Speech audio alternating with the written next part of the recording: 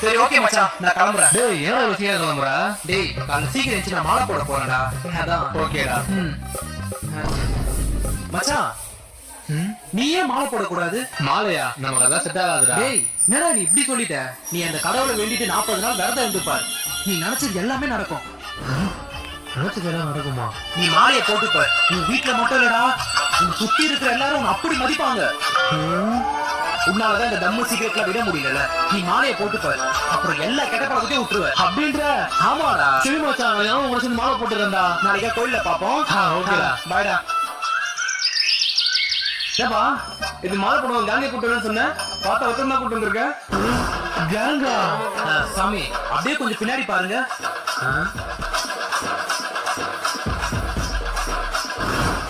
டேய் உன் லைஃப்ல தான் உனக்கு அவ்வளவு கடன் பிரச்சனை இருக்குல்ல, நீ 40 நாள் மாலையா போட்டுப்ப, அப்புறம் உன் லைஃப்ல கடனே இல்லாம ஆயிடும்.